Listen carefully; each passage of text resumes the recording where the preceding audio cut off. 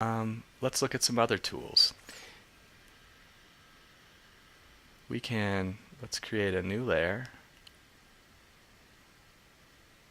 underneath the two text layers. So I'll just I'll highlight the layer right underneath the two text layers, and then when I select a new layer here, and of course you can always go to the layer menu and select a new layer here. You have a number of other options too, duplicating, deleting layers.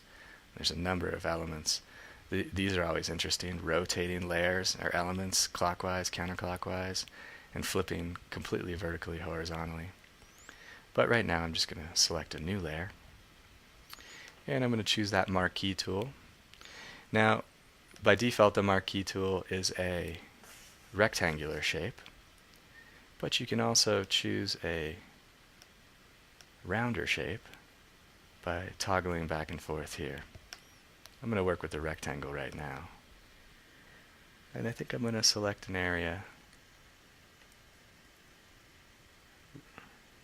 that's roughly here. I can move this area a little bit. I'll put it right sort of near the bottom.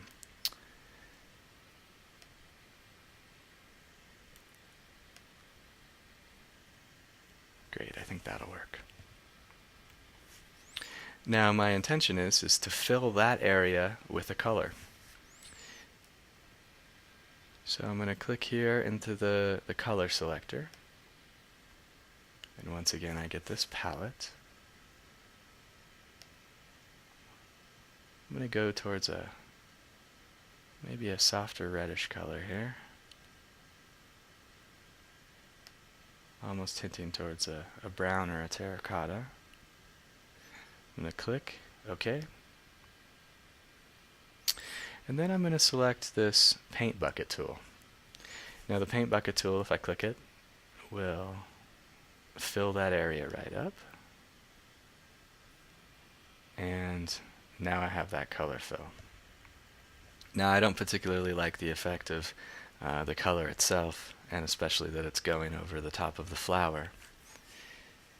I'm going to go back down to my layer. Oh, I forgot to name that. I'll call that fill. And I'll select the layer, and down here I have a little toggle option for the layer settings. Now notice when I have the layer selected and I click the layer settings, one of my options here is the opacity. So as I move this down, I can take this maybe down to a 20%.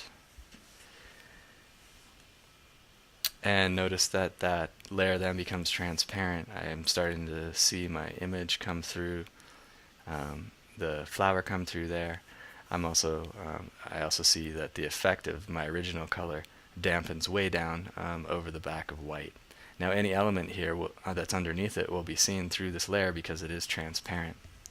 And so using that opacity tool, you can make elements within your layers transparent, more transparent, less transparent. Let's take a look at that. Now this area is selected. To deselect, I'll go to Edit and Deselect All.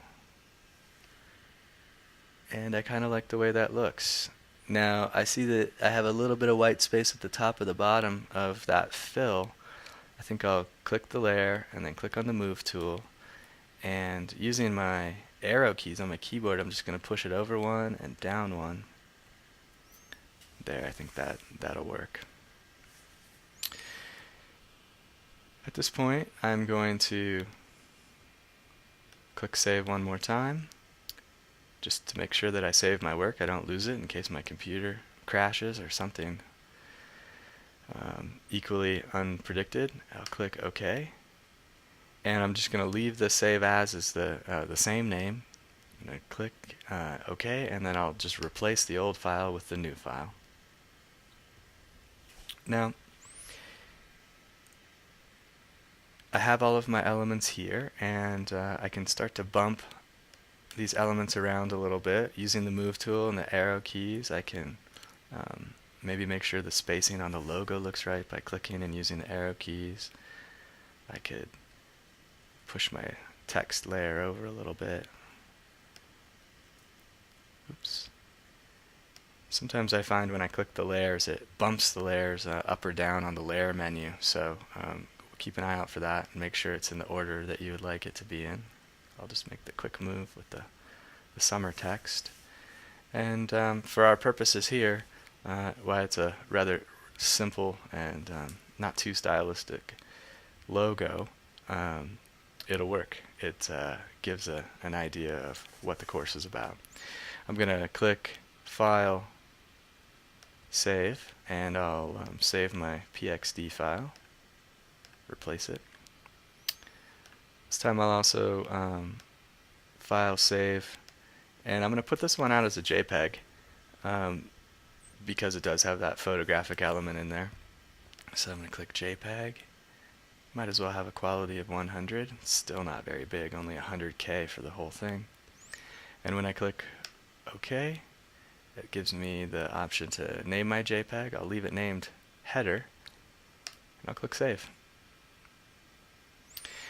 So that's it, real quickly, running through just some more tools that are available in the toolset and Pixlr, and starting to work with bringing in other graphic elements such as logos, photographs, putting layers of color and being able to fill in selected areas, adding text, and then being able to navigate your creation using this layers menu.